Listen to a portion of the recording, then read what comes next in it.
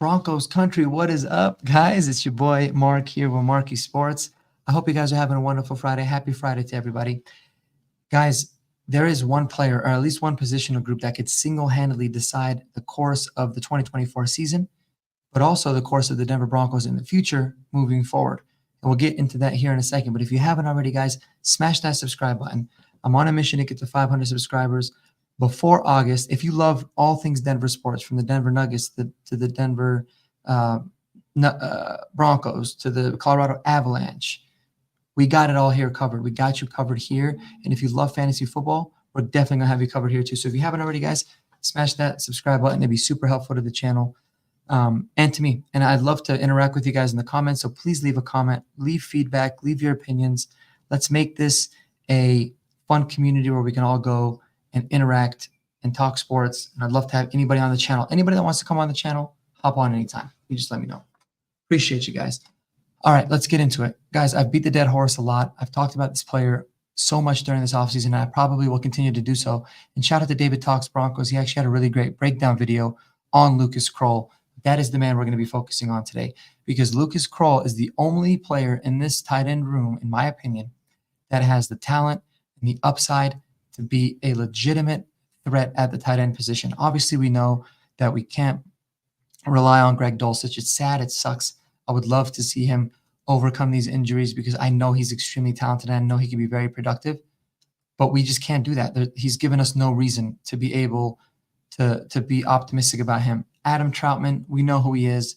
He's an average tight end that can block. That's pretty much all it is. So Lucas Croll is somebody that had limited action and has shown these flashes. There's been times where he's been open and Russ missed him last year, but he's shown those flashes, and I'm excited to see what he can do. But I do think we need to add to this room for sure. But when you look at Shawn Pyton, you look at the history of his offenses in the years where his offense was top tier, elite, near the best, there was two factors that he always had. He had running backs catching the ball out of the backfield in bunches, and he had tight ends catching a lot of balls for a lot of touchdowns and getting a lot of first downs. And that's really what we need to, if we want to have the smoothest operation and set up Bo Nix and this offense for the best success moving forward. Just looking at Jimmy Graham's numbers, and that, guys, by no means, I understand. Drew Brees, Jimmy Graham, we can't make that comparison right now. But if that's where we want to get to, or that's what we need to get to, we have to look at that whole sample size. And Jimmy Graham in 2014 had 85 catches, almost 900 yards, and 10 touchdowns. In 2013, he had 86 catches, 1,200 yards, and 16 touchdowns. 2012, 85,000 almost, and 9 touchdowns. And in 2011, he had 99 catches, 1,300 yards, and 11 touchdowns. Guys, those are GOAT level numbers. Those are amazing. But when you look at it, those are the years where the offense was cooking. It was playing at its best. It was super high level.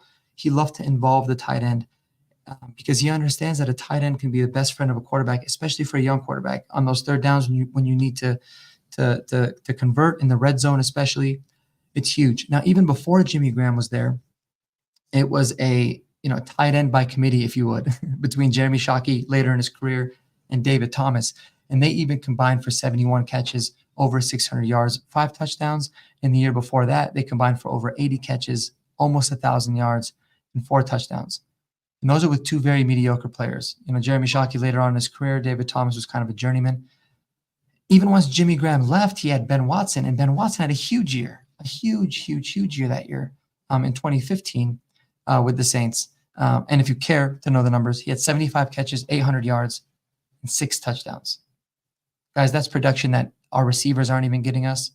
So it's imperative that we find guys that can make catches and make plays in bunches. And the reason that I think Lucas Croll can actually do this, right? And I know it's far-fetched. I know the odds are stacked against him.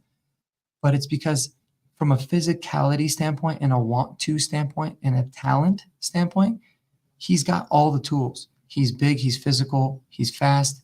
By everything that you hear from the coaching staff, he has an incredible work ethic. He wants to be great. I think year 2 in the system is going to be really helpful. And just the more opportunities that he can get, I really think that he can shine. So if you tell me that he's going to catch, 55 to 60 passes this year for about 700-800 yards and, 6 to 7 touchdowns, I think that that's realistic. Now, would I predict that? I would say maybe it's going to be a little bit less than that. but he's got the ability and the talent to be able to do so. And shout out to David Talks Broncos. He had a really great breakdown of him a couple days ago. I'll link that video down in the description as well, so you can check it out. But there's a lot to love about this guy, but it's also really scary because one injury, to him, and we have arguably not just the worst tight end room in the league, arguably in history, because of Greg Dulcich. But then on the flip side, if Greg Dulcich can find a way to be healthy and just stay on the field, we've got two really, really intriguing, young, talented players at the tight end position that I would be ecstatic to watch play. And in order what's really imperative for Bo's development as we go through this is to be able to have that safety net, have that guy that he can go to and throw the ball across the middle, get the first downs. He can look to in the red zone to be reliable. It's really, really big. I wanted the Broncos to either address that in the tight end position or in the slot receiver position. And they kind of didn't. They haven't done it really in either of those positions in terms of addressing it. But I think that their confidence in Lucas Croll was a big reason why they didn't feel the need to have to go out and draft a tight end or look in the free agency market for one. And then obviously there's a lot of really young, talented receivers that could ultimately become really, really good in the slot. So we're going to have to see how a lot of this plays out. But I'm super pumped about Lucas Croll. Guys, I think that you have to look beyond not just the statistics and his performance overall last year, but you really got to see, does the coach believe in this player? And do you think that they're genuinely going to unleash him? And Shawn Pyton talked highly about him last year, and he's glowing about him this year. And the media members that have been attending mini camps and OTAs have said the same thing. They said, you guys are going to, if you don't know who the hell 85 is, you're going to know who he is now. Year 2 into the system, he's finally getting those opportunities. I'm really confident. I'm really confident about Lucas Croll having a very solid year and as a huge, huge dark horse, even as a fantasy tight end as well.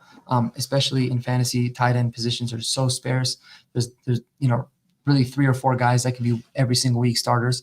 And so he could be somebody that could be found on rosters too, for sure. But let me know what you guys think, man. Let me know what y'all think about Lucas Croll. Let me know what you guys think about this tight end room as a whole, right? And do you think that the Broncos will add to this room? Do you think that they need to? And who are some potential candidates that you think could possibly come in, maybe be roster cuts, salary dumps across the league? They can come in and at least contribute in a positive fashion. Guys, I appreciate y'all tuning in. Hope you have a wonderful Friday. Enjoy your weekend. Spend time with those people that you love. A mile-high salute to each and every one of you. And as always, peace out.